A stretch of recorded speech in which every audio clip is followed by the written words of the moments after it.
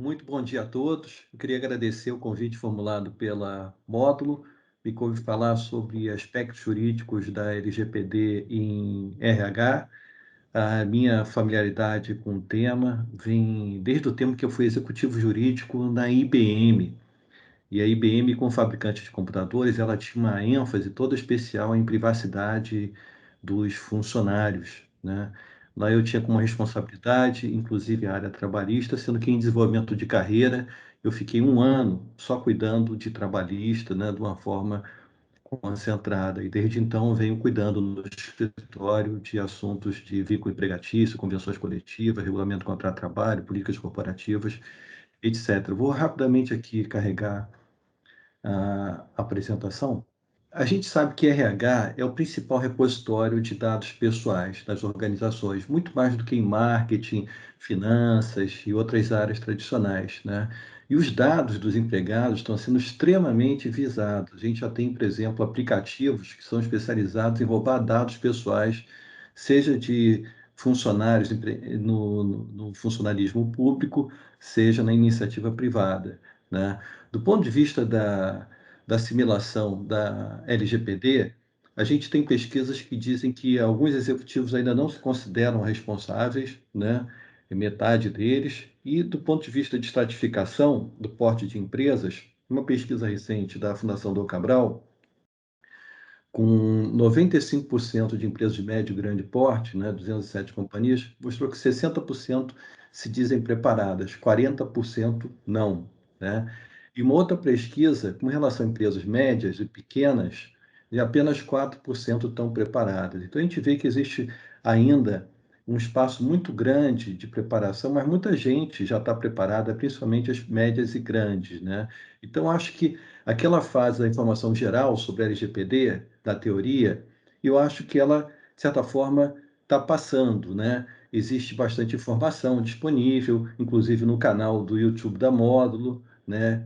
Webinars anteriores, mas eu acho que a gente já está no momento, né? Inclusive porque as penalidades entraram em vigor agora, né? No último domingo, de concentrar na parte prática. Então, eu escolhi aqui 14 perguntas essencialmente práticas, né? Sobre temas de interesse específico de RH. Começando pela primeira delas, currículos, né? A gente já tem, inclusive, artigos e literatura falando sobre a importância desse tema, né? Do recebimento de currículos, né? Por quanto tempo a gente deve guardar currículos? A prática tradicional é guardar ad eternum, né? Isso não é possível mais com a LGPD, né? Mas por quanto tempo, então? Pelo tempo do processo do recrutamento e seleção e por um prazo além, para recursos, para revisão, eventualmente o candidato selecionado não vai ser aproveitado, então se vai passar para os próximos classificados, né? Agora, esse prazo ele tem que estar avisado. Se houver um edital de recrutamento, né, esse edital deve dizer qual é a finalidade, vai ser só para aquela empresa ou vai ser compartilhado com um grupo de empresas, né? Qual é a segurança que está sendo dedicada, o prazo, então, e a forma de bloqueio ou de descarte. Vai ser eliminado ou simplesmente o acesso vai ser restringido?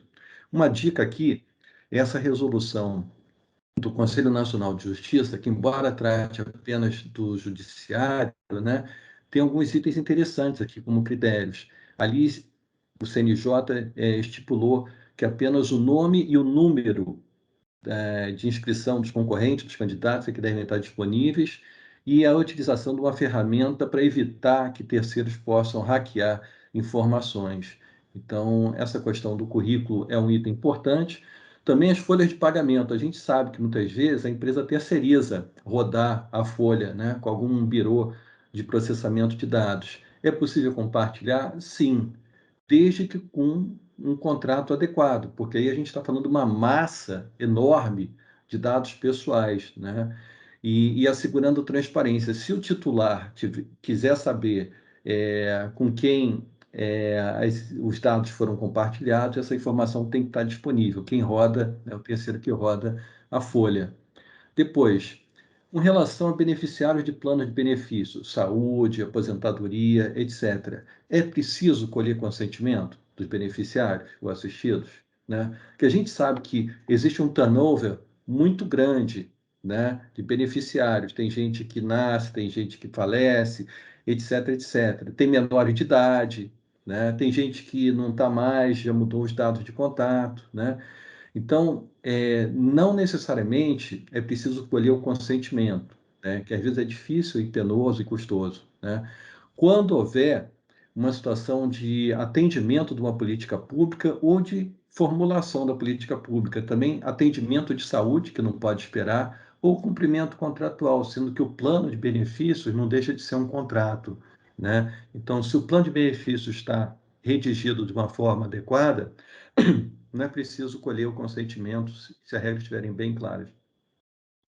Convém, no entanto, prever no plano de benefícios ou no cadastramento, sendo que nos recadastramentos periódicos, né, é sempre uma oportunidade de encaixar algum item de aviso das novas regras.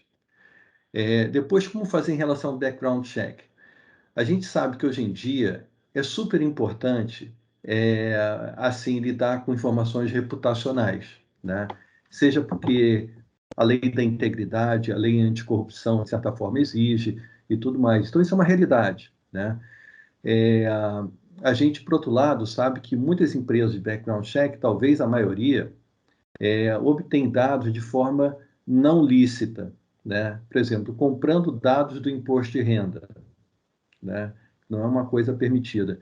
Então, é muito importante fazer uma triagem, não selecionar qualquer empresa e, pelo contrário, indagar e verificar qual é a origem desses dados.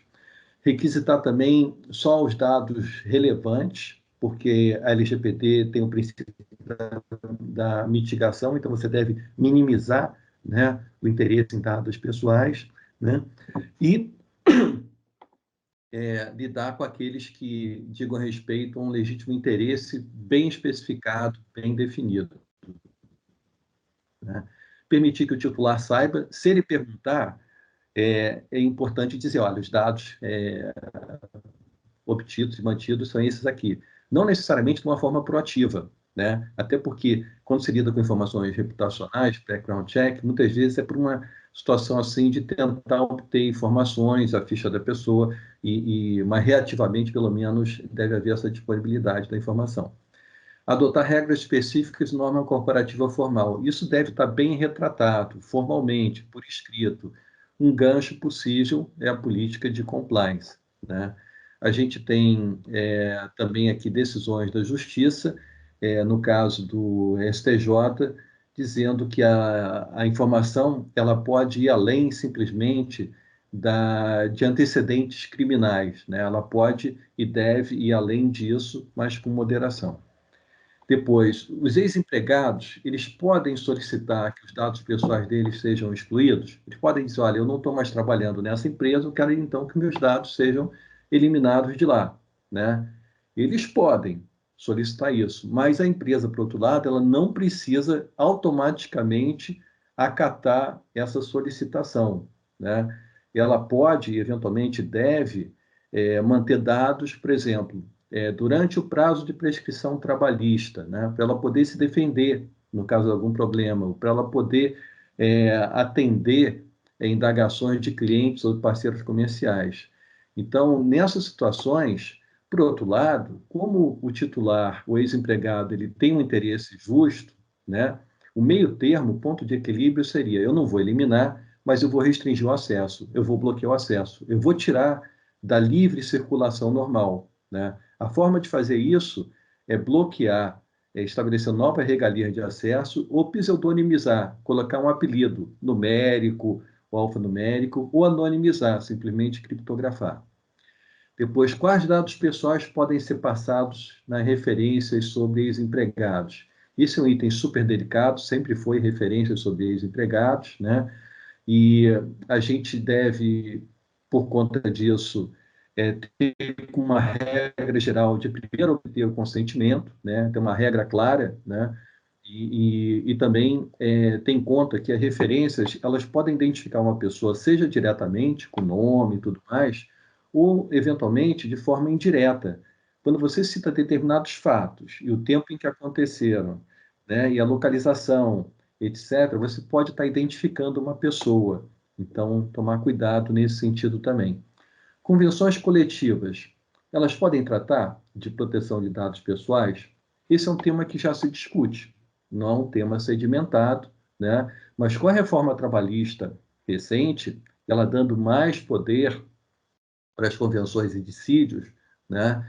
É bem possível que os sindicatos se interessem mais com relação a esse assunto. Aqui a gente tem, por exemplo, uma notícia, né, de um sindicato falando sobre as empresas assim compelindo, né, os trabalhadores a cederem dados pessoais. E existe uma diferenciação que é com relação a dados pessoais sensíveis. Por serem sensíveis, né, se entende que esses dados dependem de um maior consentimento das pessoas, né, dos titulares. Então, em relação a dados pessoais sensíveis, em tese, os sindicatos teriam menor margem de atuação, menor margem de poder exigir situações, né? Depois, a adesão à política de dados pessoais pode ser condição de emprego? Eu posso fundamentar uma dispensa por justa causa com base na política de proteção de dados pessoais? Sim, né? Como todo o regulamento do contrato de trabalho, né? O empregador ele tem, com base na CLT, o poder diretivo, né? O poder de baixar regulamentos, políticas corporativas. Então, se a política for adequada, ele não precisa nem do consentimento, nem da assinatura de adesão pelo empregado, né? E ele pode fiscalizar. Então, a política tem que ser muito bem equilibrada, muito bem talhada, para que não seja preciso pedir o consentimento do empregado, né? Ou de todos os empregados, né? E esse aspecto, então, deve estar muito claro na política corporativa. E existem algumas situações típicas na CLT, por exemplo, violação de segredo da empresa, que podem ser endereçadas também na política de proteção de dados pessoais. Com relação a terceirizados, subcontratados e com relação a secondment, como é que a gente faz com relação a guardar dados pessoais? Primeiro, com maior razão ainda, até para não agravar o risco de vínculo empregatício, é importante segregar, né? Os dados pessoais terceirizados de secondment devem passar por um crivo mais rigoroso de mitigação, né, de minimização dos dados, né, e de adequação, princípio da mitigação, princípio da adequação, ambos previstos na LGPD, né? Então é importante estar atento a isso. E também, outro item bastante importante aqui para a gente é a questão do perfil, do chamado profiling, e das decisões automatizadas por algoritmos que fazem uso desses perfis, né? Aqui a gente tem, por exemplo, eu poderia ter aqui colocado outros exemplos, de uma empresa, nesse caso aqui, ela era uma empresa de delivery, cujo algoritmo foi considerado abusivo, porque ele processava dados além do que seria necessário, né? Então, o pessoal do delivery utilizado, né, era administrado com base em informações que iam muito além do tempo, né, muito além do espaço, e então eram informações excessivas, né?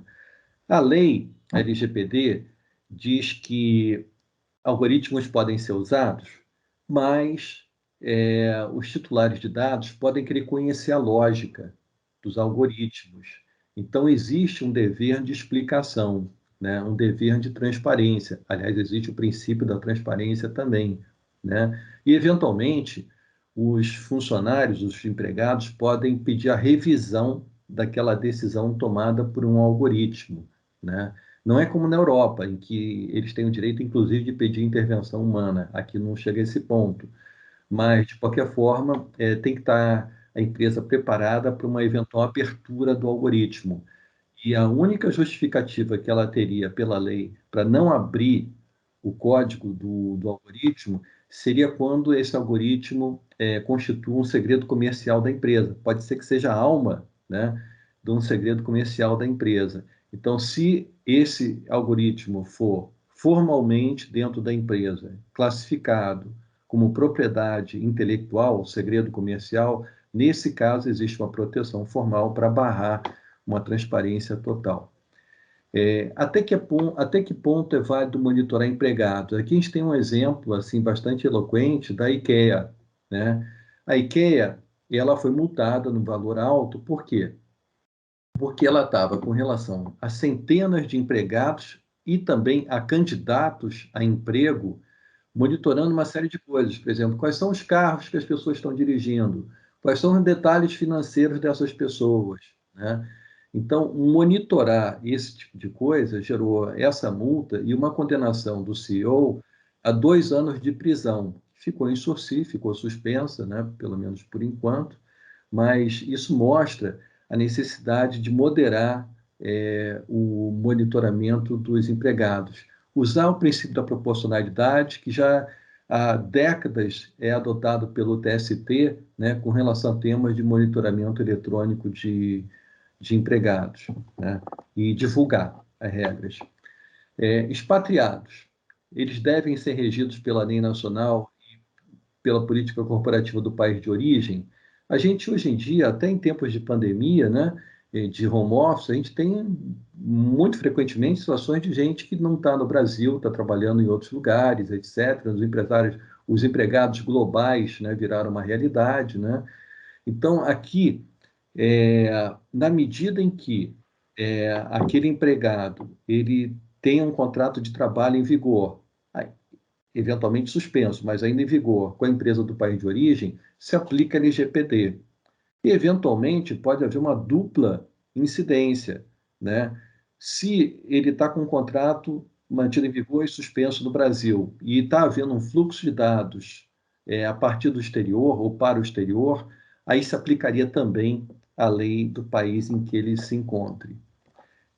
Quem pode ser encarregado de DPO? Ele deve ser protegido? Existe uma certa ebulição em torno desse assunto, né? Especialmente quando na Bélgica houve uma decisão dizendo que a pessoa que liderava compliance e jurídico não poderia ser devido a conflito de interesses. Depois essa decisão foi revertida, né? E houve uma orientação sobre encarregados, né? E a gente tem casos assim bastante também sintomáticos, como uma exoneração do encarregado da Câmara Municipal de Lisboa, e existem já seguros para proteger o DPO, porque se percebe que é uma atividade sujeita a riscos. A gente tem aqui um exemplo mais severo, por exemplo, em Hong Kong, o DPO pode ir para a cadeia por até 5 anos, né? A gente tem, por outro lado, aqui no Brasil, alguma coisa na área da administração pública federal, dizendo que o DPO não pode ser de TI, de tecnologia da informação, né? Eu entendo que o DPO ele tem que ter conhecimento e independência. Isso é o que a LGPD exige. E se ele for do jurídico, que interpreta a LGPD, se ele for da TI, que sistematiza o atendimento da LGPD, se ele for de auditoria, de ouvidoria, de RH, ele sempre vai ter um potencial de conflito de interesse. Então, o importante é que ele tenha autonomia, né, e que exista no termo de nomeação, né, ou no contrato com ele, né, uma regra de segregação de funções, que aí ele fica isento do conflito de interesses, né, e, eventualmente, seguros específicos. O sindicato tem legitimidade para pedir dados pessoais de empregados?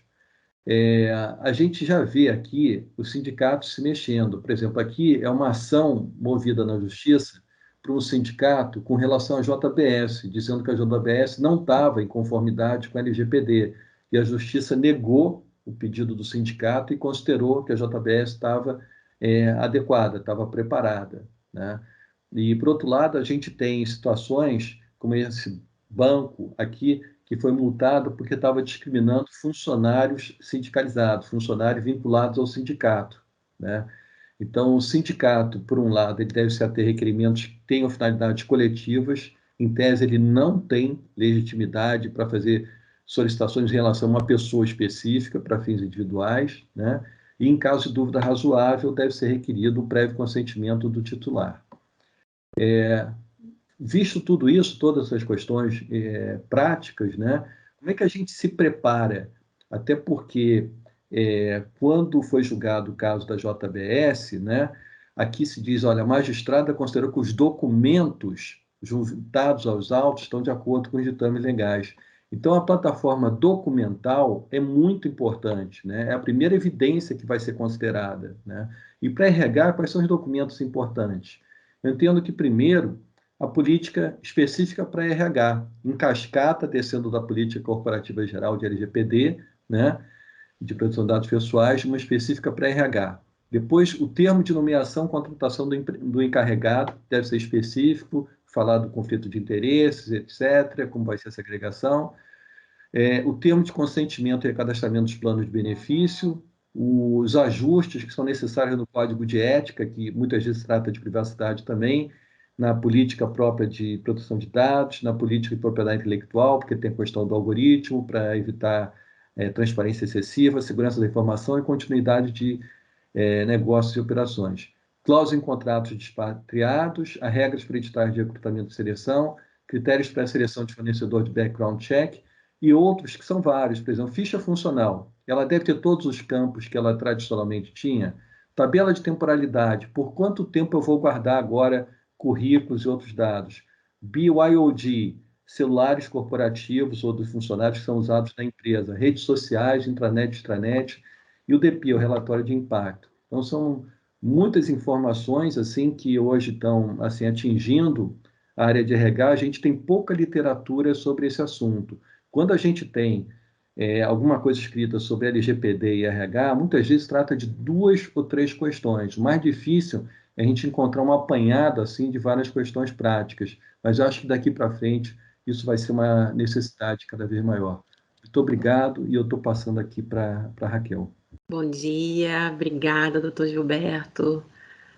Privilégio estar aqui com vocês. E, bom, eu sou a Raquel, eu sou psicóloga, eu sou especializada em recursos humanos e apoio a área de gestão de pessoas na Módulo. Bom, qual a área da empresa conhece salário, rotina, dados de documentos, né?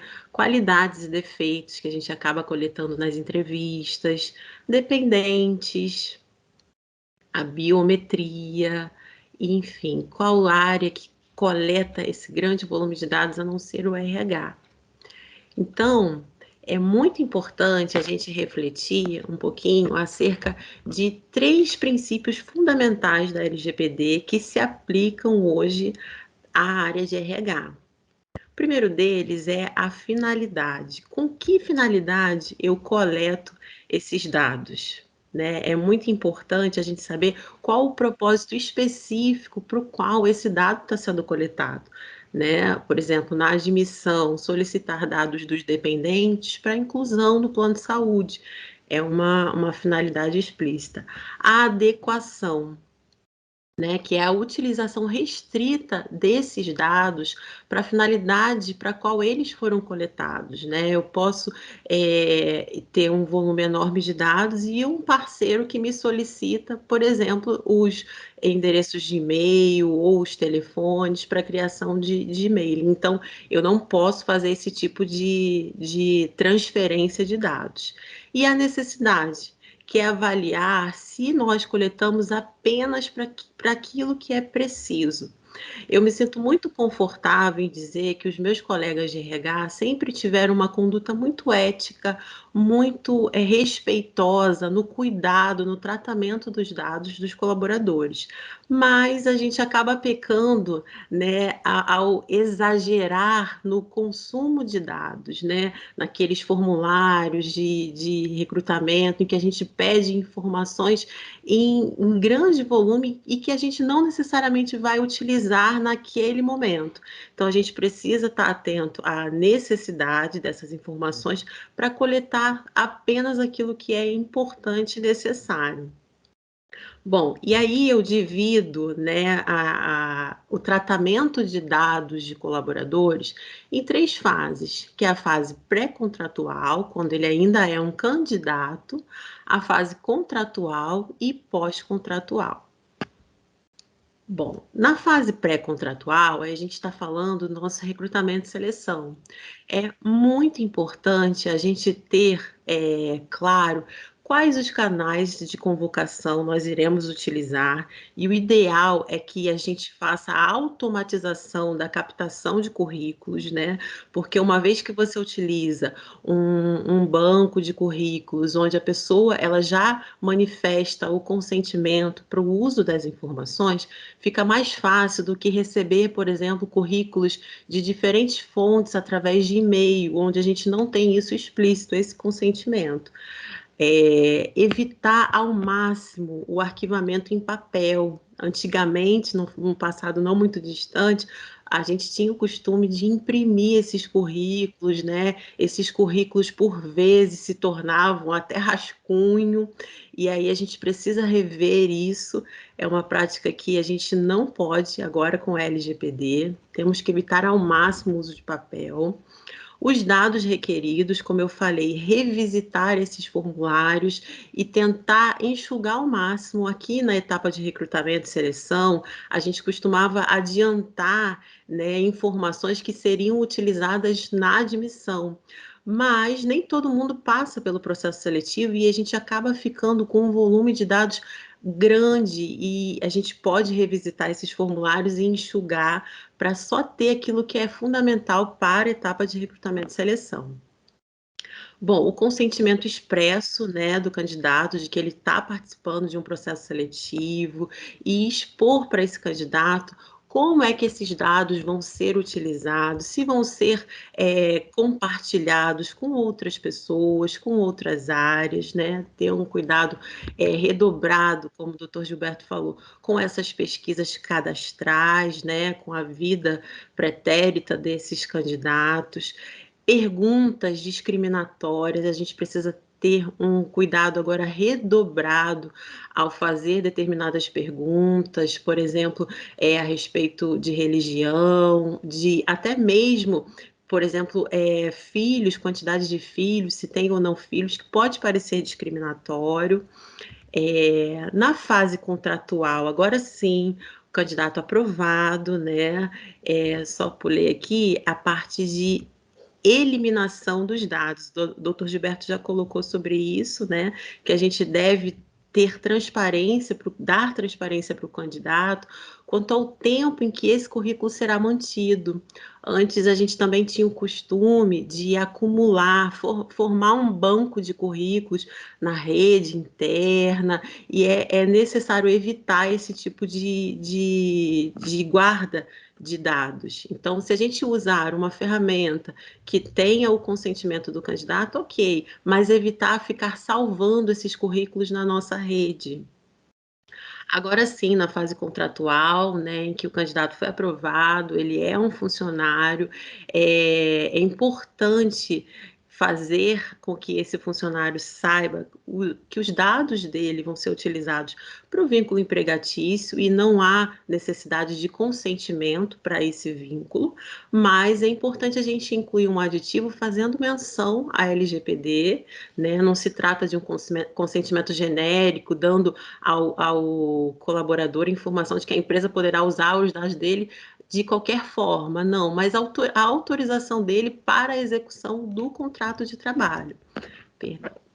Em relação à folha de pagamento, o doutor Gilberto também colocou muito bem, a folha, ela precisa ser tratada num sistema seguro, né? E informações que a gente compartilha com a Caixa Econômica, Ministério do Trabalho, Receita Federal, essas informações, elas estão desobrigadas de consentimento, pois elas já estão previstas no no contrato de trabalho.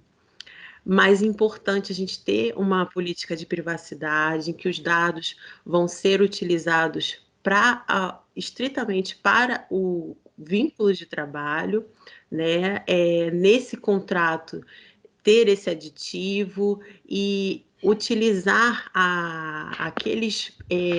evitar utilizar a troca de e-mails, né, para informações. Por exemplo, algumas empresas, a folha é enviada através de e-mail para o financeiro.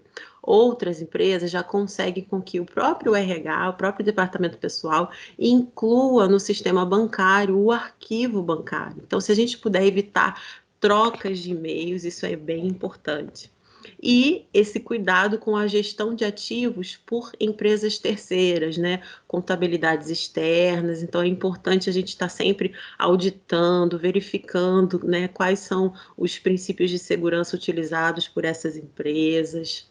Na parte de gestão de benefícios, é extremamente importante a gente fazer também ter esse cuidado em evitar trocas de e-mails com corretoras, com as operadoras de plano de saúde. Se for possível, fazer o importe de dados direto num sistema é o ideal para evitar. Hoje, trabalhando de home office, a gente sabe que qualquer deslize, uma tecla que a gente aperta errado, pode fazer com que aquele e-mail seja direcionado para pessoas que não estão diretamente envolvidas. Então, é importante dar clareza para o funcionário que os dados dos dependentes estão sendo utilizados para a finalidade do plano de saúde, o mesmo em relação à compra de cartão refeição, vale transporte, seguro de vida e acidentes pessoais, de preferência ter um termo em que a pessoa tenha ciência, né, do que está sendo utilizado e para o que aqueles dados estão sendo usados. O controle de jornada, nessa fase ainda contratual, é importante a gente ter muito cuidado com a questão da biometria. Eu sei que muitas empresas utilizam a digital para fazer o controle da jornada dos seus funcionários, e a digital, hoje você acessa com a digital banco, celular, é um dado super sensível. Os atestados médicos, né? Se a empresa não tem uma pessoa da área de medicina do trabalho, é preciso ter um cuidado redobrado com esses atestados e evitar que muitas pessoas tenham acesso, né? Algumas empresas têm algumas camadas de aprovação, envia para o líder, depois o líder envia para o RH. É importante restringir ao mínimo possível. Eu acabei pulando, mas a questão dos treinamentos, né? A gente precisa também ter cuidado com os registros que são feitos desses treinamentos e o armazenamento de imagens, de vídeos que são realizados. Na avaliação de desempenho, também ter um cuidado com o sigilo. A produtividade é um dado pessoal, ela está ligada à pessoa natural, então isso não deve ser divulgado para toda a empresa, né? O desempenho daquele colaborador e a utilização para fins de remuneração variável, bonificação, também tem que ter uma atenção especial. Dados sensíveis que são enviados para sindicatos, por exemplo, a filiação a um sindicato é considerada um dado sensível, assim como dados de saúde, né? Muitas empresas acabam recebendo do plano de saúde aqueles relatórios com a utilização, com os funcionários que tiveram maior utilização do plano. Então, é importante também ter esse cuidado para que não haja um número muito grande de pessoas com acesso a essas informações, que isso fique restrito e evitar, né, que essas informações sejam trocadas também via e-mail. Enfim, hoje com o home office, a gente precisa também adotar soluções tecnológicas seguras, principalmente para as equipes de RH que estão trabalhando em casa, evitar salvar coisas no seu próprio computador, né, de uso pessoal, evitar trocas, como eu falei, de informações com pessoas que não sejam da área de recursos humanos, de preferência fazer algum treinamento sobre boas práticas no uso e manuseio dessas informações. Então, aqui a gente fecha essa fase contratual. E aí a gente vai para a fase em que o colaborador ele é desligado, a gente tem o término do contrato e a gente precisa continuar também com com um cuidado especial a essas informações, né? A rescisão, ela deve ser restrita ao funcionário. O arquivamento de documentos, ele, como o doutor Gilberto também colocou, existe uma previsão legal para que a empresa faça a guarda e a permanência de documentos relativos à vida trabalhista, à questão da previdência, né? E esses documentos também podem respaldar fiscalizações, ações trabalhistas. Nesse aspecto, é importante ter uma tabela de temporalidade, onde a gente consiga acompanhar qual o prazo de guarda de cada um desses documentos e aí fazer o descarte correto daqueles que já, né, ultrapassaram o prazo. O arquivamento desses documentos precisa ser de uma forma segura. Existem empresas que guardam impresso em papel, num armário, e aí a gente precisa estar atento às pessoas que vão ter acesso a esse local, ou empresas que fazem a guarda desses documentos. E como também a gente já colocou, o funcionário desligado, embora seja o titular dos dados, ele não pode pedir para que todos os dados dele sejam eliminados, né? A empresa está respaldada, ela pode sim manter aqueles dados que são referentes a questões trabalhistas e previdenciárias. Espero ter ajudado e um ótimo dia para vocês. Eu passo a palavra agora para o Dr. Mário Robalo. Muito obrigada. Obrigado, Raquel. Bom revê-la aí, pelo menos pelo vídeo. Sim, Você Mário. está bem, adorei rever vocês. Queria agradecer a Módulo o convite de participar dessa live, poder falar um pouquinho sobre a nossa experiência aqui no escritório, no contencioso trabalhista. Me faz lembrar muito quando, nos anos 90, houve ali a publicação da lei que tratava dos juizados especiais, e naquela época as pessoas não. Ninguém pensava em ajuizar ações e buscar alguma reparação, porque era bastante caro, né? E ir para a justiça comum, para uma vara civil, por exemplo. E a lei do juizado especial estimulou o aumento, né, do volume de ações no judiciário, e pessoas iam buscar de fato ali aquelas pequenas reparações. E o que a gente vê na LGPD agora é que já há uma busca pelo judiciário, uma busca no judiciário por uma indenização por danos materiais, danos morais. E o que a gente vê também é que são diversas aventuras, pelo menos nos processos que eu tive acesso, numa das ações que a gente trabalhou aqui no escritório, e fundamentações extremamente genéricas, né? O que demonstra que até os próprios advogados dos reclamantes não estão preparados, né? Não têm conhecimento a fundo sobre a lei e sobre os direitos que essa lei traz para os seus clientes, né? E aí eu vou dar alguns exemplos escolhidos ao acaso aqui, que poderiam ser muito bem solucionados pelo judiciário ou fora dele, né? Sem que houvesse o uso da LGPD. E fazendo uso da lei, a gente percebe de fato que há um emprego errado, né?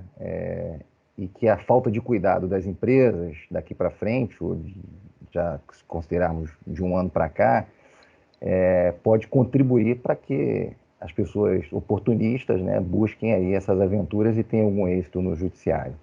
E eu explico aqui algumas coisas que estão acontecendo, que a gente está vivenciando no escritório.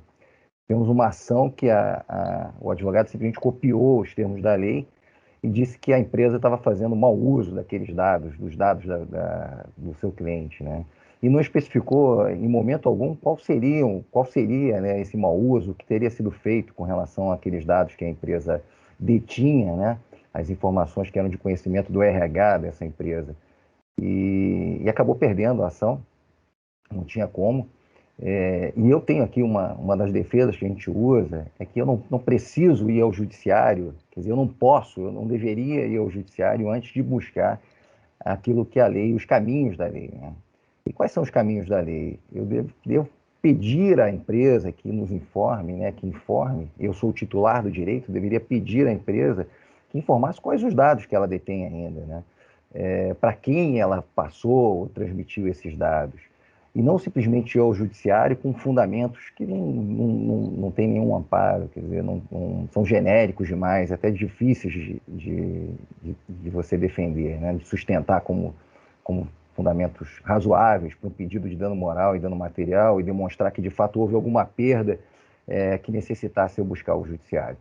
A gente tem, inclusive, dito aos juízes, em processos que estamos atuando, que falta interesse da parte, né? Porque se eu posso resolver de outra forma, e se não existe nenhuma lesão, nenhum dano comprovado, por que eu vou buscar o judiciário? Né? Que reparação que eu vou ter se eu nem sequer sei o que foi feito com os meus dados? Então, o caminho que a gente entende que a parte, o ex-empregado deveria seguir, é buscar junto à empresa a informação e, se houvesse uma negativa, ir ao Agente Nacional de Proteção de Dados para que ele, sim, junto à empresa, tentasse fazer valer a lei, né? Obrigar a empresa a apresentar os dados. E não, as pessoas estão indo ao judiciário, e aí eu volto à lei do juizado especial, que quem não ia à justiça passou aí, e houve um aumento enorme de ações naquela época. Eu acho que o judiciário também não estava preparado para aquilo ali, começou a deferir danos morais, e a gente viu uma indústria de danos morais nos anos 90, início dos anos 2000, que depois teve uma tendência de queda, de redução, quando o próprio judiciário verificou que estava contribuindo para que essa indústria se mantivesse viva, né? E a gente tem alegado nas defesas que a empresa não foi procurada pelo empregado, né? Então, se não houve recusa, ele não tem interesse em buscar o judiciário, e esse interesse é um interesse que a gente fala de interesse na ação. É uma questão processual, que eu não vou aqui me debruçar muito sobre ela, mas não há necessidade de ir ao judiciário. Então, a gente tem conseguido extinção dos processos, não foram muitos, mas eu confesso a vocês que já há uma tendência de busca pelo judiciário, um aumento disso. Há, inclusive, como eu já disse, uma aplicação equivocada da lei, porque existem outros meios, né, outros argumentos que você pode usar numa ação judicial, numa reclamação trabalhista, que necessariamente não passam pela lei de proteção de dados, mas há um mau uso, né? Então, para isso é importantíssimo, e como o doutor Gilberto muito bem falou, a Raquel também, a empresa tomar cuidados, né? Primeiro, para conhecer quem teve acesso àquela informação. Segundo, saber o caminho daquela informação, justamente para que num processo judicial, como aqueles que a gente já tem visto, mais bem fundamentado, você tenha provas suficientes para dizer, olha, não usei essa informação passou por A, por B e por C e está protegida através de um sistema, de um software. Então, esse pedido que o ex-empregado está fazendo à justiça é totalmente improcedente. E segundo, se ele não fez nenhum contato com a empresa, era desnecessária a ida até o judiciário para discutir aquilo que sequer se tornou litigioso, né? Quer dizer, sequer houve alguma resistência da nossa parte, da parte da empresa. Eu vou citar alguns exemplos que nós tivemos a participação, né? Nós tivemos um caso no Rio Grande do Sul que a empregada copiou simplesmente a lei, eu acho que eu já mencionei isso no início da minha fala, e disse que os dados foram usados indevidamente pela empresa e não apontou quais dados foram usados e de que forma esses dados foram usados. E pleiteou danos morais. O juiz indeferiu esse pleito, julgou improcedente esse pleito. Em defesa, nós argumentamos que, de fato, não havia necessidade sequer dela procurar o judiciário, porque a empresa estava aberta para fornecer os dados. Demonstramos todos os cuidados que eram tomados pela empresa. Apontamos aonde esses dados estavam armazenados, então no e-social, que é uma ferramenta do governo. Quer dizer, então, para que o contrato possa, de fato, existir, né, para que eu possa rodar uma folha de pagamento, eu preciso disponibilizar os dados, então eu não tenho como não usar esses dados. Para que eu possa fornecer ao meu empregado, conceder ao meu empregado um benefício de auxílio alimentação, eu também preciso usar os dados dele. Então, nós demonstramos na defesa por o caminho que esses dados percorreram, aonde eu usei os dados do empregado, e demonstramos também que não havia nenhum tipo de vazamento, não houve nenhum tipo de vazamento que justificasse até um dano moral, quer dizer, qual tipo de aborrecimento que ele teve tão grave assim que necessitasse ser indenizado pela empresa. Era mais uma aventura jurídica, de fato, uma aventura jurídica como muitas que eu acho que a gente vai ver daqui para frente. Se o judiciário não der uma resposta firme a essas ações, que hoje talvez sejam em menor número do que antes de 2017, porque não havia nenhum tipo de condenação em custos judiciais, não havia honorários de sucumbência, nós teríamos sim aquela indústria de ações, como eu mencionei, na época do juizado especial civil, né, quando foi criado o juizado especial civil. No seu trabalho, felizmente, nos últimos anos, as pessoas que estão buscando não estão buscando de uma forma tão aventureira como buscavam antigamente o judiciário. Existem outras ações, o Valor Econômico divulgou algumas ações e o número dos processos, e eu tomei cuidado de visitar todos esses processos para ver o que de fato eles estavam reclamando, essas pessoas estavam reclamando nessas ações. E novamente percebi que os fundamentos são extremamente genéricos. Então, em um dos casos, o empregado dizia o seguinte: eu quero que, pela Lei Geral de Proteção de Dados, Vossa Excelência obrigue a empresa a fornecer as folhas de ponto e o contrato que eu tive, o acordo de compensação de jornada de trabalho que eu mantive com essa empresa. Não precisaria nunca usar a LGPD para fazer algum pedido desse tipo. Existem ações, né, e uma delas é específica para exibição de documentos, que ele poderia ter feito uso sem citar a lei. E por que eu falo isso para vocês? Porque demonstra, de fato, que há um uso equivocado da lei. E esse uso equivocado pode se repetir muito, né? E daí a necessidade de cuidado, né? Maior ainda. Até que sim, que esse cenário, que essa novidade, né, deixe de ser uma novidade e as pessoas tenham aí mais cuidado na hora de usar os termos da lei. O juiz, nesse processo que pede exibição de documentos, julgou, a empresa entregou essa documentação nos autos, né, juntou essa documentação no processo e o processo foi extinto pela perda do objeto. Existe um processo também aqui no Rio de Janeiro, numa cidade próxima, que uma professora de uma universidade particular teve que gravar durante a pandemia as aulas, né? E essas aulas ficaram armazenadas no sistema da empresa, no Google Drive ou qualquer outro sistema que agora não me recordo o nome, e ela insistia em dizer que ali ela estava tendo uma exposição de dados pessoais, né, dos dados dela, dos dados pessoais, e queria obrigar a que a empresa retirasse essas videoaulas do seu Google Drive, dos seus arquivos, para que não fossem exibidas posteriormente ou no futuro, né? O que eu vi nesse processo, o resultado dele é que a empresa acatou esse pedido da sua empregada, ainda era empregada, tá? Não era uma ex-empregada, acatou o pedido da empregada, desculpa, e retirou as videoaulas do processo. Eu acho que a menção também à LGPD nessa ação não era necessária. De fato, a empresa não tinha adotado algumas medidas, como um aditivo ao contrato de trabalho dessa professora, para permitir o uso da imagem dela. Então, se tivesse adotado esse cuidado, tivesse adotado esse aditivo ao contrato de trabalho, talvez ela não tivesse êxito, né, no pedido de retirar as videoaulas. Além disso, a questão da imagem, intimidade, tudo está na própria Constituição, não passa só pela LGPD. As pessoas têm ali protegidas desde 1988, né, a sua intimidade, a sua imagem e tudo mais. Então, esse cuidado as empresas já deveriam ter e têm já há muito tempo. Mais uma vez, é a prova de que a LGPD está sendo usada e vai ser usada daqui para frente, até que haja aí uma jurisprudência, né?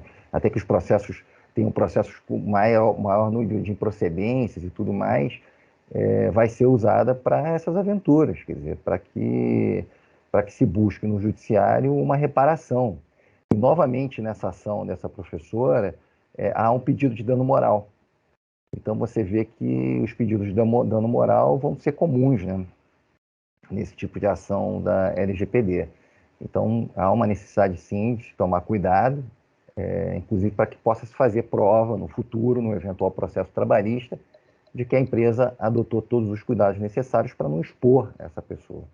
Agora, imaginar uma professora, né, que tem ali um contrato para fazer videoaulas, né, tem a sua intimidade, a sua imagem indevidamente utilizada e por isso vou aplicar LGPD, me parece um absurdo, né, porque se você imaginar que eu fui contratada para aquele fim, não é o caso dessa professora porque dava aula presenciais e por conta da pandemia passou a ter que gravar as aulas, não me parece aí que seja algo pertinente.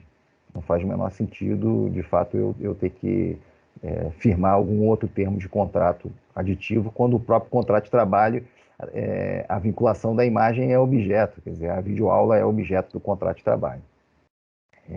Há um caso também que eu consegui apurar, que é...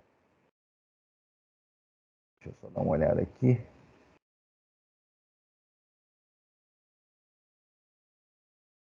Um outro processo também que a gente vê foi movido por um sindicato no Rio Grande do Sul, procurando que as empresas da região adotassem a LGPD. Aí faz mais sentido, né? Foi poucas ações que eu consegui identificar que tinha alguma pertinência, né? Quer dizer, o sindicato ali demonstrando uma preocupação com a sua representação, né? Com as pessoas que são representadas por ele, que fosse aplicada a Lei Geral de Proteção de Dados. Um grande frigorífico demonstrou que realmente seguia a lei, que estava respeitando, né, a lei, que introduziu, implementou processos de controle, né, da exposição, de controle da transmissão desses dados, do tratamento desses dados.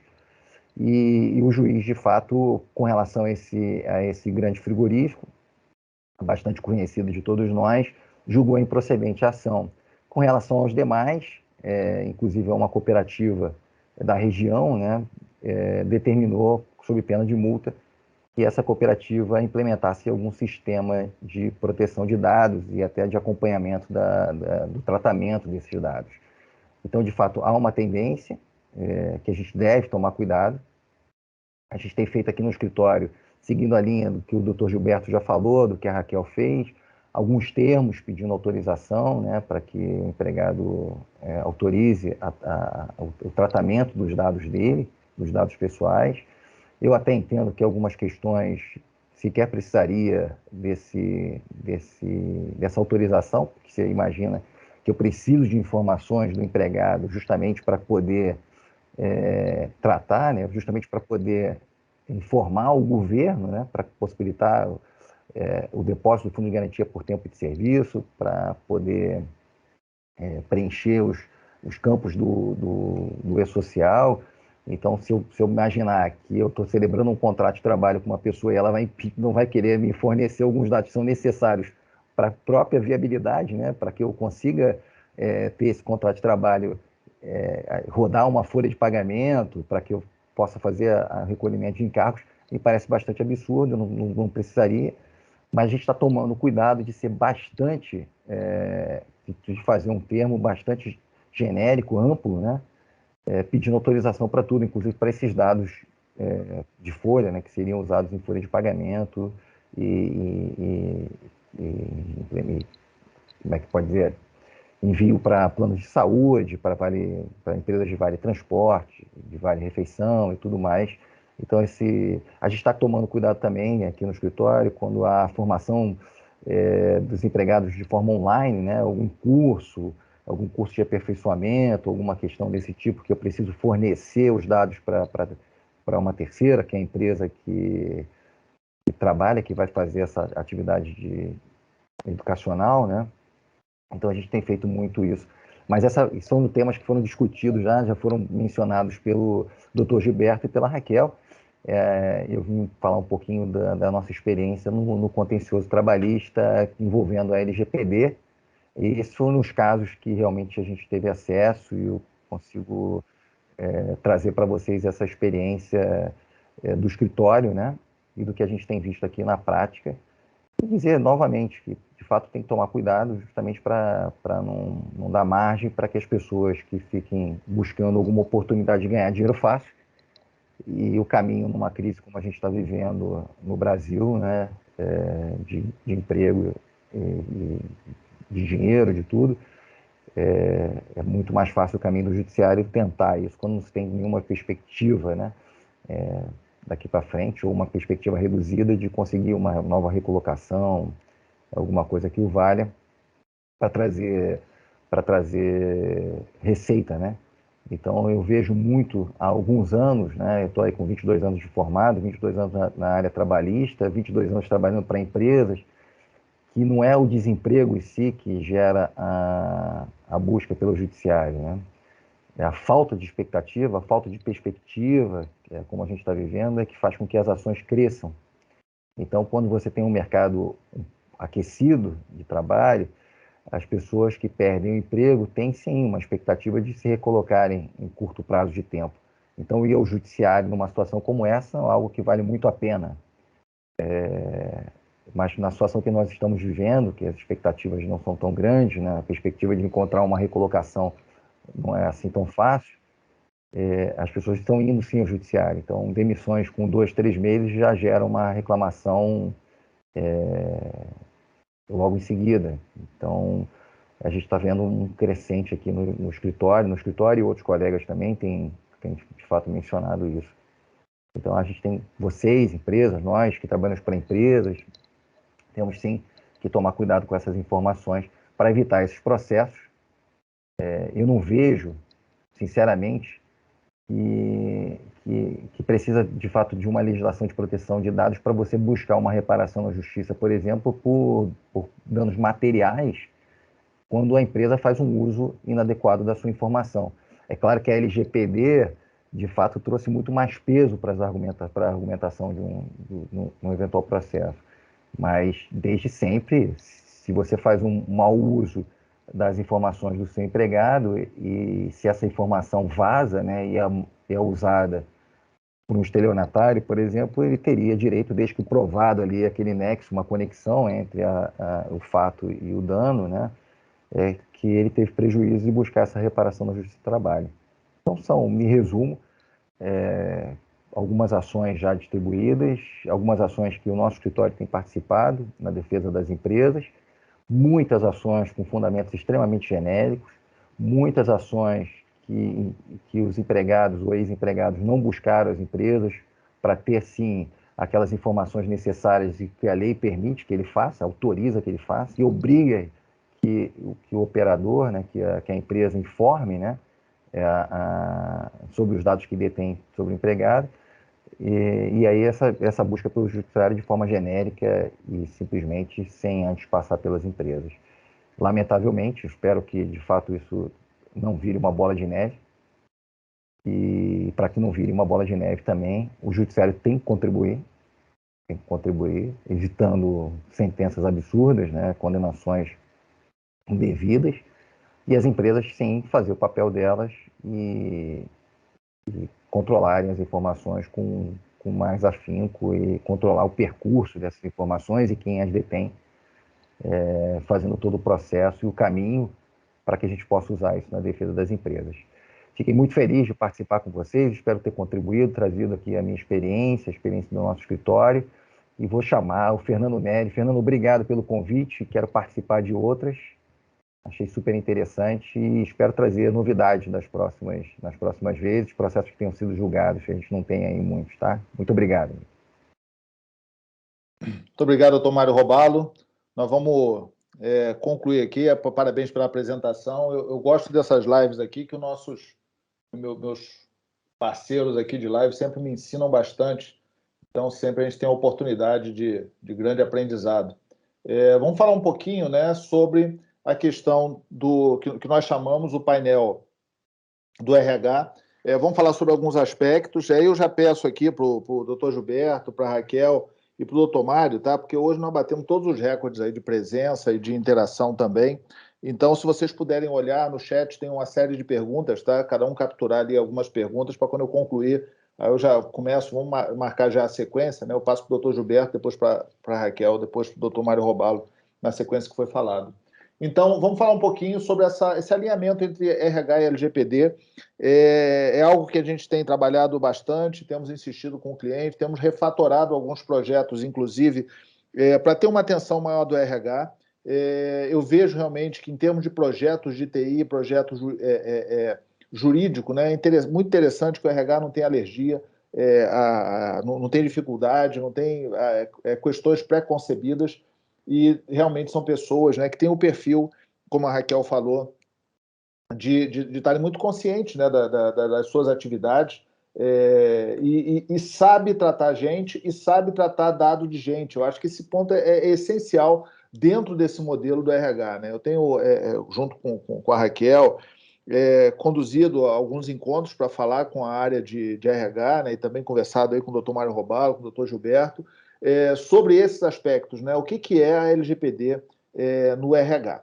Então, o primeiro ponto, a LGPD, né, os advogados me dizem que é talvez a legislação mais abrangente que tem no Brasil, né? Envolve todas as pessoas, envolve todas as empresas que tratam dados pessoais, que poderíamos até considerar que são todas, principalmente agora com a pandemia. Entra de uma forma, né, uma maturidade muito mais baixa, porque quando o GDPR entrou na Europa, ele era o consenso europeu, e os países já tinham leis que tratavam dados pessoais. Aqui no Brasil entrou de uma vez só, dentro, obviamente, da gestão da incerteza que a gente faz todo dia no Brasil, da forte atuação judicial. Então, eu entendo realmente que o RH ele é assim, um micro-universo relevante dentro de um projeto LGPD. Eu acho até que os projetos de LGPD como um todo, eles com certeza serão revistos, precisa, a forma que foi tratado, eu falo de projetos em geral, né, inclusive projetos nossos, e o próprio aprendizado que teve nos últimos tempos vão exigir alguma revisão. E eu acho que um caminho interessante para a revisão é exatamente essa revisão dentro da área de RH. Então, um projeto de LGPD, né, ele tem muitas variáveis, né, a gente vai descobrindo cada vez mais, né?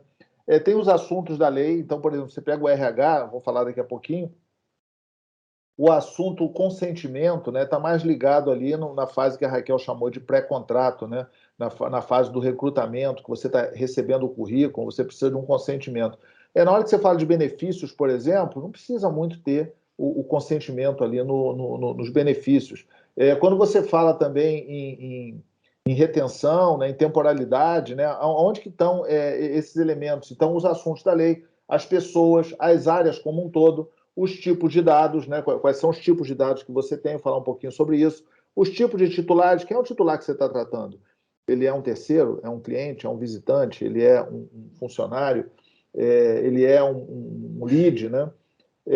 Você tem uma série de processos também, né? Que aí tem um ponto importante. Às vezes você fala, não, eu vou mapear processos para fazer LGPD. Vai mapear que tipo de processo? Né? Em tese, é um processo de tratamento de dados pessoais, que é diferente do processo de negócio. Então, também, às vezes, a organização já tem processos, muitas vezes eles estão adequados, não estão adequados. Como é que você registra tudo isso? Tem os sistemas, o suporte de dados, os contratos, os terceiros como um todo, né, prestadores de serviço que vão trocar dados com vocês, as atividades, as ocorrências, os incidentes, o privacy by design, os documentos. E nós diríamos que isso é um projeto, uma visão de projeto corporativo, e a área de RH, ela também tem tudo isso, né? Ou seja, a área de RH ela vai ter pessoas, vai ter alguns tipos de dados que ela trata, vai ter tipos de titulares, e eu diria que a área de RH é a área mais completa para você rebater um projeto corporativo. E acho até que a evolução qualitativa, e aí realmente não tem alinhamento com a GDPR, tá? Porque essa parte do Brasil, a judicialização, a burocracia, as dificuldades, são bem diferentes do que se tem na GDPR. Eu acho que essa é uma dica legal, tá? Ou seja, fazer uma ação qualitativa dentro do RH para a LGPD. Então, isso aí é um exemplo de parte de um projeto pequeno de LGPD. Em roxo estão as áreas, em azul estão, exemplo, tá? Em azul estão os sistemas, em vermelho estão as empresas, em amarelo estão os temas da LGPD. Né? Então, se você pega qualquer análise desse tipo, que na verdade é um extrato, né, de um projeto, os nossos projetos geram esse tipo de extrato, você vai ver que o RH vai estar com uma bola grande, vai estar com muita linha. Então, aqui você consegue saber, né, onde que está realmente a essência do seu projeto de LGPD. Então, o próprio RH, ele pode ser destacado, né? Então, a gente vê, o RH está ligado com o quê? Está ligado com uma série de assuntos, está ligado com sistemas, ao site vagas.com, e você, obviamente, pode ter uma série de correlacionamento, né? Em algumas empresas, por exemplo, serviços de táxi, 99, Uber, está no RH, em outras está na área financeira, a parte judicial, armazenamento em papel, gestão de documento, armário com chave, tudo isso aí são elementos que vão entrando dentro aqui do RH e que vão sendo integrados, né? Então, voltando um pouquinho aqui, quando a gente olha, esse aqui é um modelo matemático chamado grafo, quando você olha o grafo, né, você sempre vai ver, e isso quase todos os nossos clientes é assim, você vai ver que há o nó, né, isso aqui é o chamado nó, relativo ao RH, é realmente o que tem maior destaque. Então, se a gente pegar aqui, nesse processo aqui, ele tem quase 50% da complexidade do projeto como um todo. Então, tipo assim, existem demonstrações, até matemáticas, que você pode ter, né, no RH um ponto de extrema importância. Outro ponto também são os correlacionamentos, né? Então, se eu pegar aqui, por exemplo, a área de RH, ela tem vários itens que ela está ligado. Tem o site lá do cartão refeição, tem o Cefip, tem o Microsoft Teams, ou seja, são os sistemas que ela utiliza dentro desse trabalho, né? E aí você começa a falar em videoconferência, como é que grava, como que você grava, como que você não grava. Nós procuramos nos nossos projetos, né? Eu procurei aqui, respeitando, obviamente, o sigilo, né, tirar alguns extratos, nós identificar quais são os tipos de áreas que a gente tem. Então, ali, tem um coligado, uma subsidiária, um outro CNPJ, ou seja, porque você vai cadastrando os objetos, né, nós falamos lá, área, sistema, galpão com papel, os terceiros, e você vai classificando com quem que ele está ligado, né? Ou seja, nós fazemos assim uma tipologia genérica, porque quando você fala, estou falando aqui do plano de saúde, ele está ligado a quem? Está ligado ao RH. Eu estou falando aqui do LinkedIn. O LinkedIn ele tem o Sales Navigator, que está ali na área de marketing e vendas, e tem a parte de recrutamento, que fica ali com a parte de RH. Então, mas eu tenho o quê? Um contrato com o LinkedIn ou dois? E você vai organizando esse processo, dizendo as áreas, né? Então, a questão de gestão pós-contrato, que é atendimento, operações, e você vai organizando os seus processos, as suas áreas, os seus sistemas, classificando dessa maneira, né? Até em termos de visão do IA, né, de segunda linha de defesa, terceira linha de defesa, como é que você organiza a sua organização, a sua empresa dentro desse modelo? E são vários relatórios. Agora, tem um ponto. Por que o RH ele é realmente um microsistema, né? Porque existem as características da legislação trabalhista, que tem, inclusive, uma série de exigências com relação a tratamento de dados pessoais, temporalidade, sigilo e assim por diante. O RH, além de ser um alvo da LGPD, ele apoia o engajamento da organização como um todo, né? Ou seja, o RH ele tem uma influência, ele pode ajudar o negócio dentro desse processo. O RH tem vários dados sensíveis, tem vários suportes de dados pessoais. Cara, o RH ele faz tudo. Ele recebe PDF, imprime, guarda dado em PDF, guarda dado em papel, guarda dado em sistema, faz armazenamento tem dois, tem o documento em papel que está em uso, tem a pasta do funcionário em papel, tem a pasta do funcionário digital, tem prestador de serviço que armazena dados que tem um grau de temporalidade maior.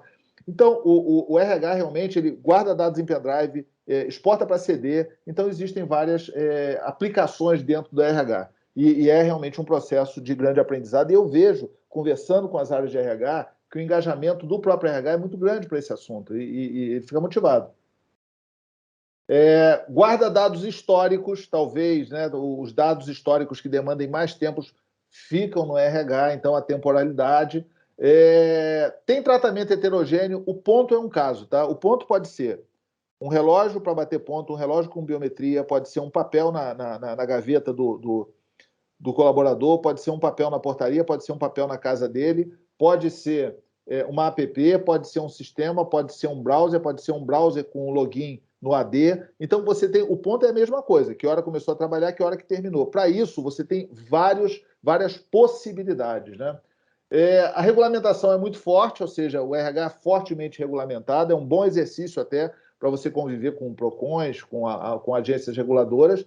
Tem dados de saúde de diversas formas, e isso aí realmente não é determinístico, ou seja, depende do perfil da organização. Às vezes, eu tenho uma organização aqui que tem uma fábrica, é um desafio de saúde X. Eu tenho uma organização que tem muito home office. Não, eu tenho uma organização que tem muita gente no escritório, tem uma organização que tem muito vendedor na rua. São dados de saúde que são diferentes, cada tratamento é feito de uma maneira. Tem organizações que têm local para atendimento médico. Então, tudo isso aí forma o perfil do tratamento dos dados pessoais. Por isso que é essencial fazer inventário. Eu sempre falo, cara, o primeiro passo da LGPD é montar o seu inventário. Tem a fiscalização constante e é fortemente judicializado, né? O doutor Mário e o doutor Gilberto mostraram isso aí, que é uma área fortemente judicializada. Então, eu acho realmente que um aprofundamento de qualidade de projetos de LGPD podem ser feitos no RH, tá? Aí você tem o que a gente chama de assuntos da LGPD, e também a gente apresenta isso para o RH. O RH trata consentimento, trata legítimo interesse, dados sensíveis, anonimização, saúde pública. Talvez o RH não tenha muito a ver com esse item, então, considerar não aplicável. Trata dados de criança e adolescente. Como é que é o jovem aprendiz? Que o jovem aprendiz não é o menor, mas também não é criança. Mas pode ser criança em determinados tipos, né? Então, esse tipo de levantamento é relevante para você casar. E eu acho realmente que as áreas de RH estão prontas para receber esse tipo de orientação e esse tipo de informação. Outro elemento é a chamada tabela de temporalidade, né? Ou seja, isso é uma exigência da LGPD que casa com diversas exigências, tá? Existem legislações que fazem obrigação de você armazenar dados até 95 anos. A legislação trabalhista, você precisa armazenar determinado tipo de dado por 95 anos após a rescisão do contrato. Então, isso é uma coisa quase que impossível. Existem documentos que você é obrigado a guardar em papel. Tem muita organização que tem documento em microfilme. Então, tudo isso aí monta um modelo de tabela de temporalidade que você precisa acompanhar. E com a LGPD, a tabela de temporalidade ela precisa ter as classificações da LGPD. Além da temporalidade, trata dado de criança, trata dado de adolescente, esse dado é encaminhado para alguém, ele foi recebido de quem, qual é o tipo do titular. Então, você faz assim, uma união entre a LGPD, né, e as tabelas de temporalidade. Tá? Muita gente usa aí padrões. Existe o CONARC, o Conselho Nacional de Arquivos, ele tem modelos, tem sintaxes para você poder utilizar e guardar. É algo realmente que é bastante amplo. Tá? Normalmente, acho que essa tabela de temporalidade aqui, nós pegamos, acho que foi do CNJ, do Conselho Nacional de Justiça, está lá no site dele, e trouxemos para fazer uma simulação. Se eu não me engano, esse aqui tem 500 códigos de temporalidade, tá? De armazenamento, quanto tempo que fica, como que libera e assim por diante. Bom, também um ponto importante são os relatórios, né? Você pode ter diversos relatórios, respostas do RH. Eu diria o seguinte, que as respostas no RH elas são as mais completas. Você pega, por exemplo, um aplicativo de comida, né? Uma empresa de aplicativo, um iFood, um Uber Eats ou algum outro, um Zé Delivery. Esse cara, o negócio dele depende de tratamento de dados pessoais. Só que o fluxo da informação, ele é organizado. Ele sai do app, ele faz a autenticação, ele faz o login, ele ele dá o menu das opções para ser escolhido, ele pega a escolha, manda para alguém, esse cara manda para o entregador vem e te entrega. É um processo que tem compartilhamento, mas o fluxo, ele não tem um dado aqui está em papel, o outro dado está armazenado de tal maneira, se o cliente for de tal forma, armazena o dado. O RH, ele é muito mais complexo do que as aplicações de negócio, tá? Então, por isso, ele merece realmente que você faça um aprofundamento qualitativo. Bom, e aí você vem os tipos de dados, né? São todos os tipos de dados. Se você olhar os seus sistemas, e você precisa conversar com as pessoas para entender isso aí. Quem é que guarda idade, país de origem, gênero, se você guarda só masculino e feminino, ou guarda masculino, feminino e outras opções, e você tem sistemas que são de um jeito, tem outros sistemas que são de outro. Como é que você considera a etnia? Você chama de etnia, você chama de raça, você chama de cor. CNPJ vinculado à pessoa física, tratamento de e-mail, o país de origem da pessoa, número de telefone, telefone corporativo. Então, você tem uma série de tipos de dados que você vai tratar em cada uma das áreas. E é essencial também você ter esse inventário, ter esse cruzamento, né, esse correlacionamento. Quais são os dados que são tratados em quais áreas, o que é crítico. Isso aí serve para você fazer minimização, para você fazer anonimização. Ou seja, muitas vezes as pessoas acham que a anonimização vou rodar um algoritmo de anonimização. Nada disso, não é só algoritmo, não. Você tem que encaixar aquilo ali com o seu contexto. Outro ponto também é a chamada visão geográfica, né? Então, nós podemos ter aqui a visão geográfica, nesse caso aqui, é uma visão geográfica de um projeto bem grande, e ele tem as partes relacionadas, que são os fornecedores. Então, a parte relacionada aqui são esses que tem esse globinho. Então, a cor dele significa qual é a prioridade para a proteção de dados e privacidade. Imagina, o RH ele tem um monte de fornecedor. Se o RH cuida, por exemplo, da segurança, da medicina corporativa, você vai ter o RH olhando prestação de serviço em diversos lugares, muitas vezes por empresas diferentes, né? Você fala de vale transporte praticamente é um problema por município. E tem município que você fornece transporte, o outro município você contrata um fretado, no outro município você dá um cartão combustível, no outro município você tem todas as opções, no outro município você estimula a carona e reembolsa a gasolina por conjunto. Então, grandes empresas, principalmente a estrutura que é o Brasil, elas precisam desse tipo de visão geográfica também para a LGPD no RH. Imagina para a empresa. Eu tenho vários pontos de venda. Então, você armazena tanto as partes relacionadas, como a gestão de ocorrência e incidente, como também requisição de titular. Você pode ver isso aí em termos de mapa, tá? Aí você fala, mas pode ver os ataques? Cara, até pode ver os ataques, mas deixa a segurança cibernética cuidar disso, né? Ou seja, tratar qualitativamente no que se refere aos compartilhamentos. Aí pode ter até outros países. Olha só, a minha matriz fica nos Estados Unidos e eu preciso compartilhar dados pessoais com a minha matriz de recursos humanos. Legal, você vai ter também um íconezinho lá nos Estados Unidos falando sobre transferência internacional. Então, esse que é o princípio. E também, né, o próprio RH ele pode ter um painel de controle similar ao painel de controle do DPO. Eu acho que faz todo sentido, ou seja, esse painel de controle tem os processos ligados ao RH, aqui, admissão de colaboradores, ações judiciais, coleta de dados, férias, gestão de vagas, obrigações trabalhistas, plano de saúde, tudo isso aqui são processos que existem dentro do RH e que podem fazer com que o próprio RH se enxergue. Imagina o seguinte, aquela história, né? Como é que você come um elefante, né? A história é parte em bife. Então, se você conseguir partir em bife, você já tem no RH um caso super interessante no qual você vai aplicar todas as teses que você tem. Além disso, tem um pessoal engajado e que já sabe tratar dados pessoais. Eu diria o seguinte, mais do que a equipe do projeto. Você pega uma equipe de LGPD, o RH sabe tratar dados pessoais, não, obviamente, 100% LGPD, mas eles sabem isso, têm o sentimento, sabem quais são os dados, conhecem os sistemas, sabem administrar, foi o que realmente a Raquel falou aqui, ou seja, a linguagem do RH. Quais são os sistemas, né? Folha de pagamento, a alocação, medicina laboral, o sistema de vale-refeição, vale-alimentação, tudo isso é compartilhamento de dados, e isso o RH está acostumado a fazer no dia a dia, tá? O pessoal de TI, o jurídico, o DPO, ele está começando a entender isso agora. Então, eu acho que realmente o RH é um grande aliado de projetos de LGPD, é o que a gente tem sentido, e nós estamos à disposição de vocês. Então, eu vou aqui compartilhar, pedir aí para o doutor Gilberto, tem várias perguntas aí, que eu não sei qual que ele pescou, mas eu vou pedir que ele, por favor, compartilhe com a gente aí. A gente podia, se a Raquel, o Mário Robalo e o doutor Gilberto puderem ligar a câmera aí, a gente faz um bate-bola agora. Fernando, obrigado. Eu já tive aqui a indicação da Raquel, ela gostaria de responder sobre o tempo de guarda dos currículos. Doutor Mário, eu só gostaria de selecionar alguma das perguntas. Eu posso ficar com o que sobrar. Eu tenho duas perguntas.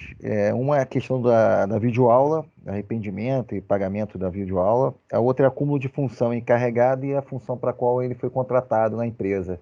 Ficaria com essas duas. Tá ótimo. Querem que eu comece aqui, então? Eu vou começar. Vamos lá, Gilberto. Aqui, obrigado. na sequência. Bem rapidamente, podemos não excluir dados de ex-colaboradores? Dificilmente. em algum momento seria preciso excluir, porque o racional da lei é de que os interesses vão se diluindo à medida que o tempo passa. Então, é possível estabelecer um prazo mais largo, mas não assim indefinido. Como monitorar celulares e WhatsApp de forma a estar adequada à LGPD? Seguintes critérios: definição clara da finalidade do grupo de WhatsApp ou do monitoramento do celular, regras para uso, palavras-chave para o monitoramento, prazo de guarda do arquivo, limpar o WhatsApp, aquele grupo de tempos em tempos, e alguns outros itens que são típicos de política de segurança da informação, monitoramento eletrônico. Depois, é possível um comitê de gestão aprovar uma política de dados pessoais da ampla divulgação, de modo que não requer o consentimento individual de cada funcionário? Sim, desde que, dentro do necessário, respeitando a LGPD, fica dentro do poder diretivo do empregador. Então, não precisa o consentimento pelo empregado, mas, por cautela, a ciência do aviso da política, baixado por esse comitê, deve ser comprovada. Isso por meio de lista de distribuição do e-mail que circulou a política, log de leitura desse e-mail, lista de atendimento da palestra de sensibilização, esses meios de não obter consentimento, mas provar que aquilo foi informado. Depois, uma mesma empresa pode ter mais do que um encarregado? Por exemplo, um encarregado para os dados dos funcionários e outro para os dados dos clientes? Sim, a lei não veda isso, né? Mas como não seria usual, o importante é avisar ostensivamente, permanentemente, esse hibridismo, né? O mais importante para a lei é a facilitação para o titular. Então, se todo mundo tiver bem avisado de quais são os canais próprios, não haveria problema. Depois, qual a nomenclatura do cargo do DPO? Obrigatoriamente precisa ser encarregado de dados? Externamente, sim, deve ser encarregado, né, porque é a denominação oficial na LGPD. Mas internamente, ele pode ter um outro apelido, ele pode ter um outro nome. Basta que se deixe claro que aquele apelido, aquele outro nome, corresponde à posição de empregado. Aqui depois a gente tem a pergunta da videoaula, que o Dr. Mário vai estar respondendo, e sobre acúmulo de função, né, que eu entendi que o Dr. Mário também vai estar respondendo. Essas são as minhas observações, e sujeitas assim, a complemento e observações também pela Raquel e pelo Dr. Romário. Muito obrigado. Bom, com relação ao tempo de guarda dos currículos, assim, eu recomendo utilizar uma plataforma que seja usada para recepção desses currículos, né, onde o candidato, ao se inscrever nessa plataforma, ele já está dando o consentimento para a utilização dos seus dados, e aí a empresa pode criar um banco de currículos dentro dessa plataforma, que ela pode acessar a qualquer tempo, e o candidato, ele pode também excluir os seus dados em qualquer momento. Agora, quanto aos currículos que são baixados, né, e a gente acaba guardando, arquivando em pasta, no Drive, no computador, compartilhando internamente, eu recomendo que a gente faça uso desses currículos durante o período em que o processo seletivo estiver ativo. Ao término do processo de seleção, né, suponhamos, colocar um prazo de 30 dias, esse currículo tem que ser descartado, não da plataforma. Na plataforma ele pode continuar, é o usuário, é o titular quem vai fazer a exclusão a qualquer tempo. Agora, na nossa rede interna, compartilhando com outros funcionários da empresa, apenas durante a duração do processo seletivo, e não manter bancos internos, bancos, né, pastas com currículos de candidatos, é o que eu considero razoável.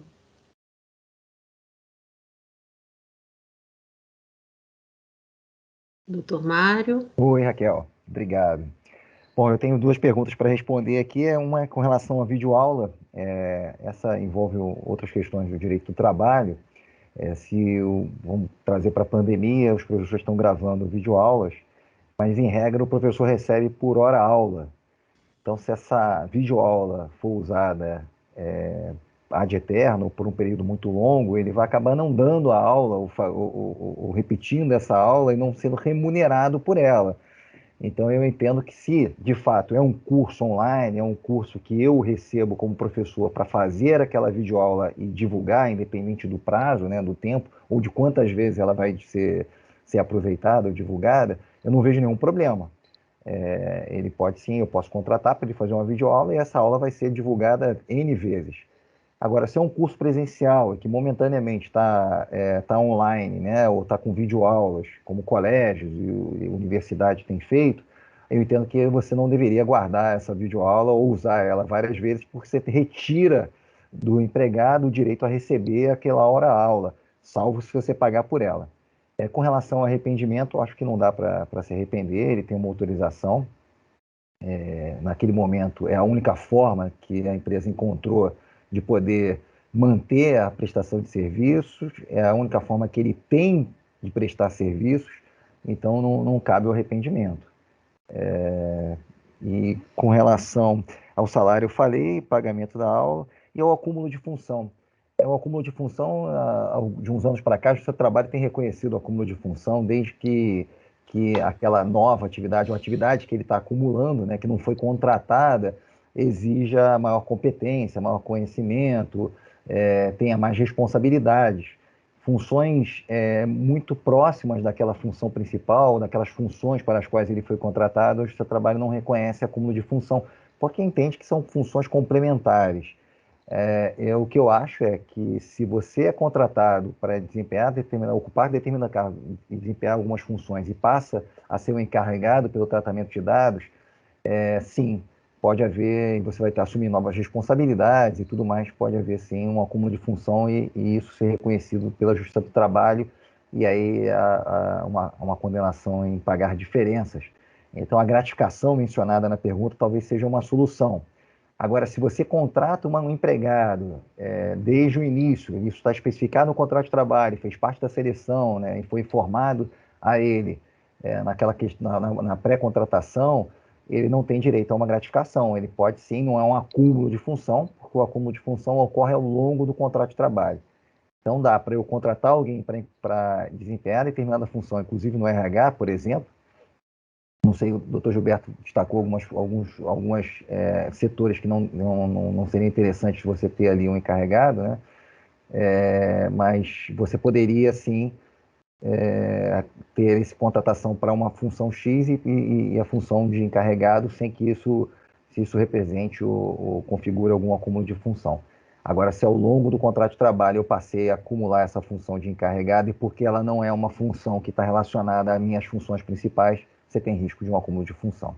Agradeço a participação na live mais uma vez. Muito obrigado a todos. Obrigado, Mário. Bom, eu vou responder, comentar aqui sobre algumas perguntas, né? O primeiro ponto, né, com relação ao WhatsApp, nós temos até dado orientações específicas, né, quanto ao WhatsApp. Porque no início da pandemia, o Teams, por exemplo, era muito ruim para substituir o WhatsApp. Hoje ele ganhou características que ele é super adequado. Na Módulo, conversas internas é o Teams. Está nos celulares, está em tudo que é equipamento, está com segurança, é logado pelo AD. E tem uma característica, principalmente para empresas que trabalham em segmentos muito competitivos, como é que você tira o cara que sai? Quem que lembra de tirar de um monte de conversa as pessoas que têm? Então, não é só questão de RH, é questão também da estratégia da organização, dos dados que são circulados. Você não tem controle, você tem foto, tem dado, tem documento, tem um monte de coisa dentro do RH. Então, um dos pontos interessantes é isso, porque, por exemplo, se você usa o Teams como canal de comunicação, se alguém saiu do jogo, você tira do AD, saindo do AD, ele não tem mais acesso àqueles dados. Então existem vários pontos, acho que as dicas, né, do Dr. Gilberto são super preciosas, né? Mas também, muitas vezes, quando você fala qual a regra que eu tenho que usar para o WhatsApp, em algumas vezes, não vai ser em todas, vai ser não usar o WhatsApp, você usar um sistema interno, como, por exemplo, o Teams. A Daniele falou um ponto bem interessante, tá? Comentou aí que eu vi, que é o RH, mapear processos para o RH, né, e influenciar a organização. Acho que isso é uma coisa bem bacana. Lembrando, né, no projeto de LGPD, os processos, né, são, na verdade, fluxos de dados pessoais. O que, no fim das contas, no caso do RH, vira praticamente os processos de negócio. Então, é bem interessante por causa disso. Quando você olha o fluxo de dados e você estuda e entende o fluxo de dados, você consegue realmente entender o seu negócio e fazer a sua classificação.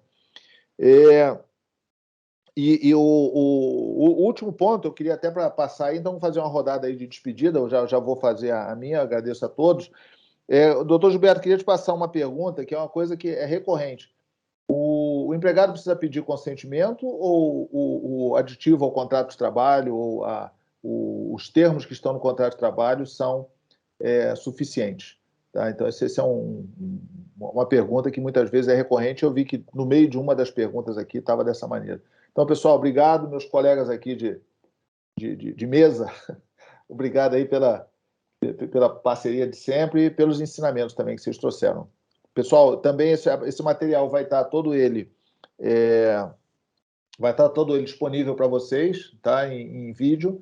E qualquer pergunta, vocês podem clicar aí no QR Code, né? E pode fazer solicitações ou falar com qualquer pessoa da Módulo. Muito obrigado. Vou passar agora ao doutor Gilberto, Raquel, Mário Robalo, e aí nós podemos concluir. Muito obrigado. Fernando, essa pergunta acho que é crucial, né? Até porque o coração da LGPD é o consentimento do titular, né? Por outro lado, na prática de RH, se um funcionário dissesse, não, eu não vou dar o meu consentimento, isso criaria um mega problema prático, né? Então, a pressão que a gente tem com relação a evitar coletar o consentimento é a pressão de fazer uma boa política.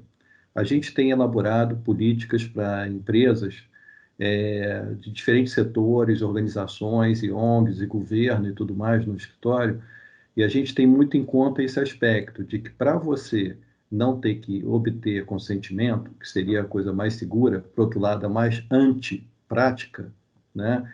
Você tem que ter uma política muito equilibrada. Então, o segredo é temperar a política de uma forma que respeite a LGPD. A LGPD, por exemplo, ela consagra o princípio do privacy by design, privacidade nativa.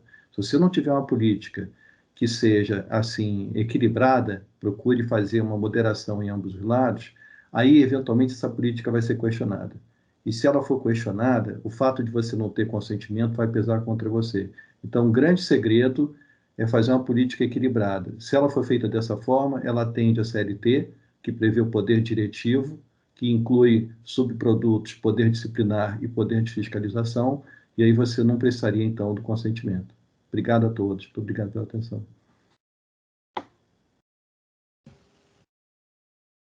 Bom, eu agradeço também o convite, Fernando, poder estar aqui diante desses príncipes do conhecimento em LGPD. Espero poder ter contribuído.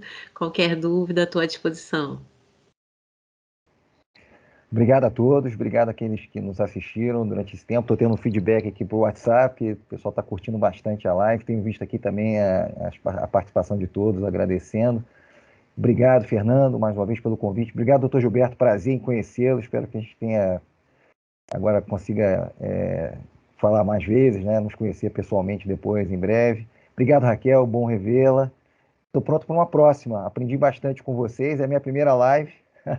Espero que eu tenha me saído bem. Estou bastante contente. E podem me chamar. Muito obrigado a todos. Tchau, tchau. Legal, pessoal. Muito obrigado. Até a próxima vez. Agradeço a atenção de todo mundo. Estamos à disposição de vocês. Até a próxima. Tchau, tchau.